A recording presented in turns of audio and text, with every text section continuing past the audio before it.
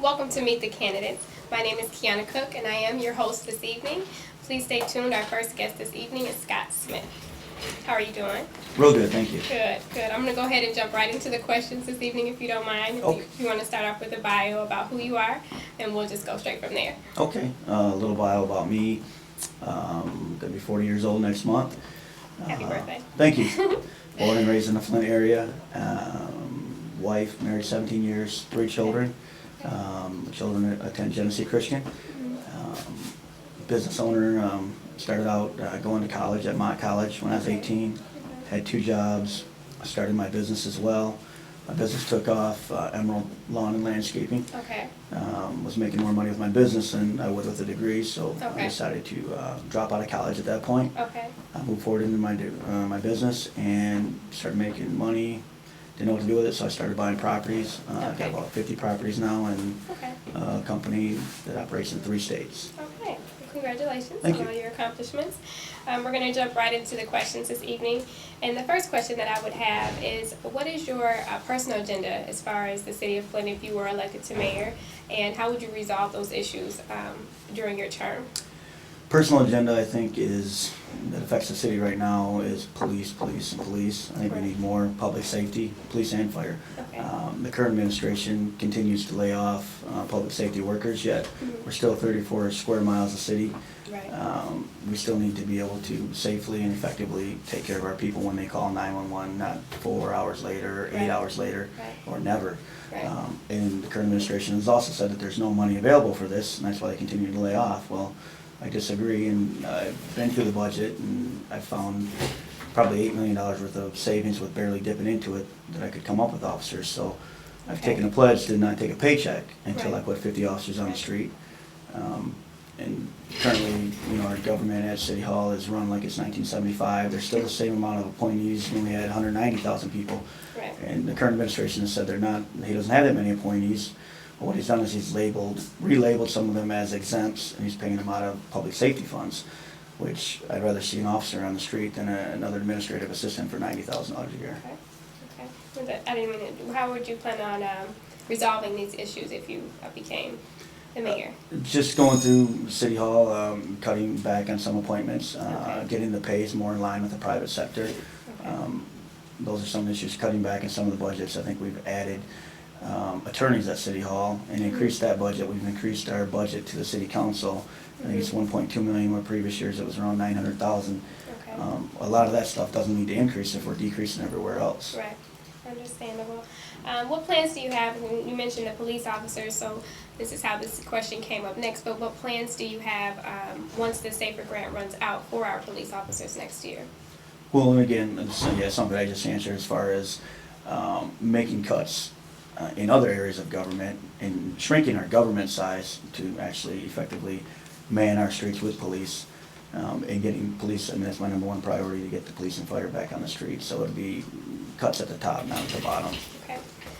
Do you have any plans on increasing citizen participation as far as decision making in the administration if you were elected to mayor? Yes, I do. I'd love to set up a citizen advisory board. I've even talked with the concerned pastors, and their main concern is the current administration doesn't want to work with them at all, and they're not happy about that, and they want to know if I would be receptive to working with them if elected. And I think part of the problem is that we don't include our church in our government anymore, and as you see, it's survival of the fittest out there right now, and in the survival of the fittest mentality. Right. So I think we definitely need to work with our community leaders and with our block patrols, neighborhood watch leaders, get them involved.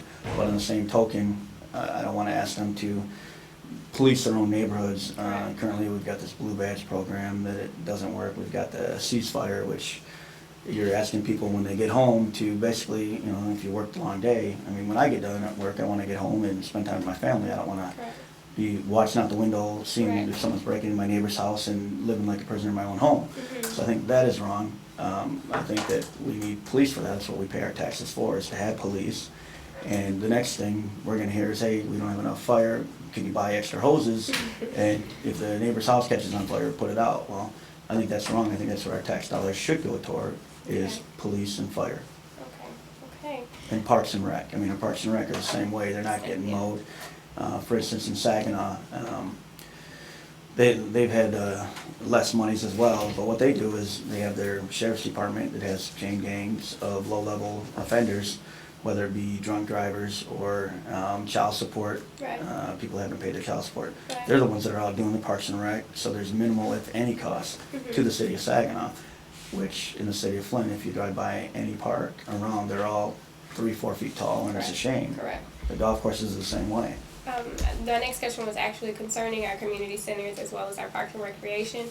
So you can tie these together if that was your answer. But what do you envision as far as those organizations are concerned, as far as our community centers and our parks and recreation? Do you suggest that we follow suit as Saginaw have done, or do you have other ideas concerning that? Yeah, I mean, absolutely, that'd be a start. And I think, part of the problem in the city is there's nothing for our citizens to do. Correct. The golf courses, again, they're letting them go to seed, and they say that they want them to be wildlife preserves. Well, Yeah. we had private equity firms that were willing to pay us $100,000 a golf course to come in and run them and manage them for us, whether they made profit or not. And instead, we've shut them down, and we haven't taken that offer, which I think last year, the current administration showed about a $300,000 or $400,000 loss. Well, if we were getting paid $100,000 a golf course, it'd be about an $800,000 swing, Correct. which right there would pay for 8 officers.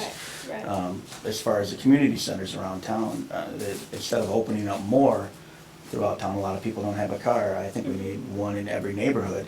We've got a lot of schools, and we've got these mini stations that the mayor's talked that he's opened up, has his pledge that they're useless. I mean, they're manned by an elderly 80-year-old volunteer who Correct.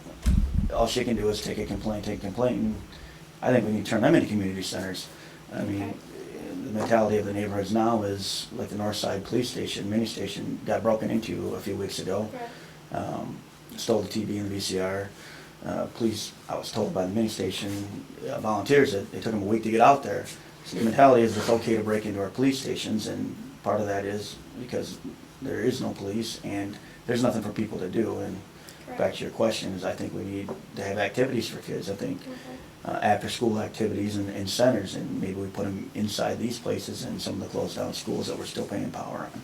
Okay, that's good.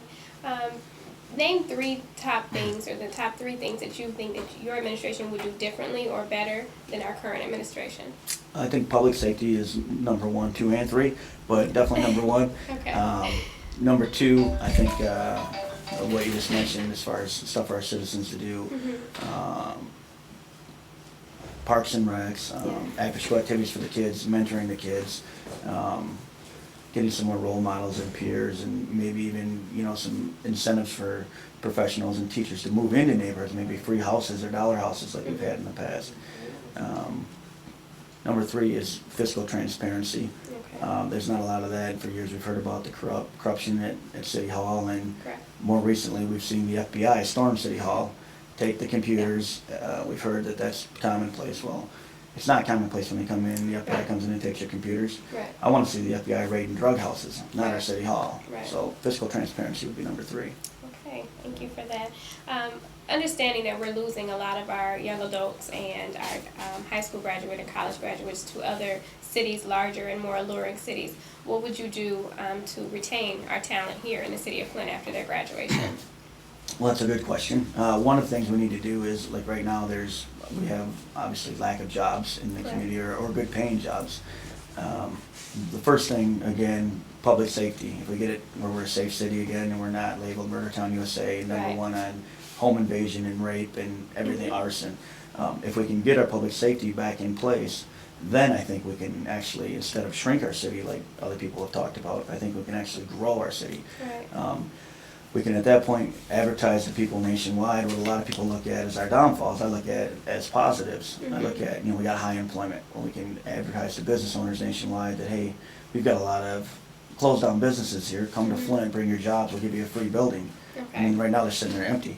So if we're safe, people would want to come here. I mean, if you give them a free building, I mean, why wouldn't they bring their jobs Right. here? Same thing with the Genesee Towers, for instance. We've got a 20-story tall building that is sitting there decaying. Right. That we, $8 million lawsuit. Why haven't we advertised that in USA Today or the Wall Street Journal? Hey, Fortune 500 companies, hey, we've got a free 20-story building. We're going to give it to you. It needs a couple $1 million in repairs, but fill out an application. Let us know Right. what you can do for the city of Flint. That right there would jumpstart the Right. city. Possibly bringing in, my minor league baseball team, legalizing a drag strip. Okay. I've got 100 different ideas. Great. I enjoyed all of them. And just a quick, in about 15 seconds, if you could tell me why mayor? Out of all the public service seats in the city of Flint, why do you think mayor is the seat that suits you best? I've never been interested in public office. I've always just been a businessman and community leader and volunteer.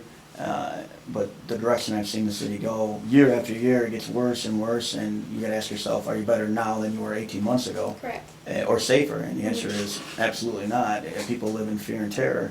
So basically, I'm not, like I said, I don't need a paycheck to do this, and I'm not doing it for a paycheck. Right. I'll be taking a pay cut to do this, but I feel that someone owes it to the citizens of Flint, so that they don't have to sleep on the floor and they don't have to sleep in the bathtub like they are now. And I talk to people every day that live that life. Okay.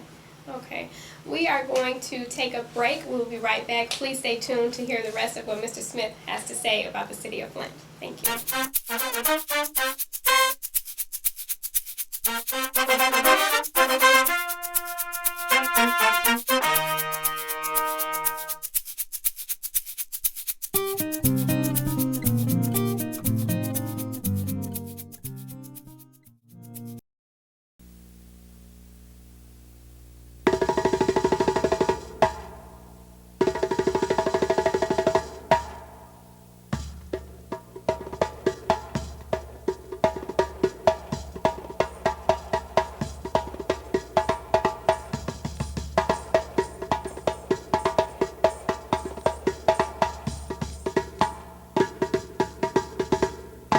Only on public access.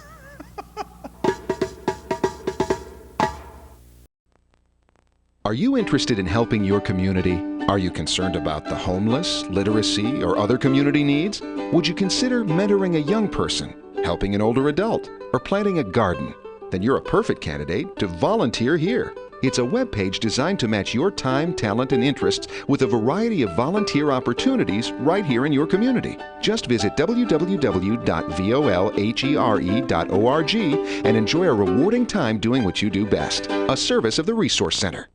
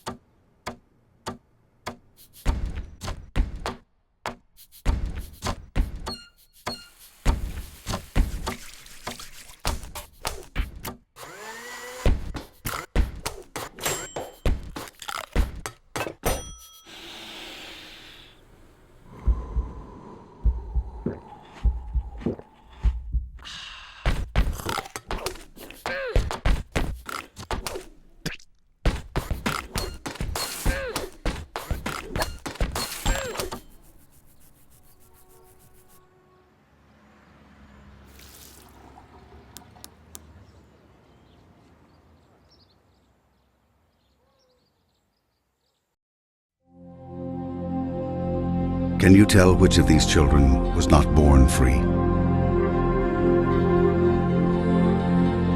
Can you tell which of these children was not born equal? Can you tell which of these children does not deserve to be treated with dignity?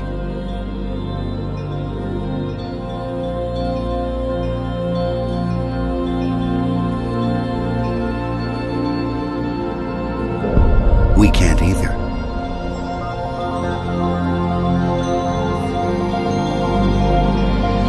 Human right number one. We are all born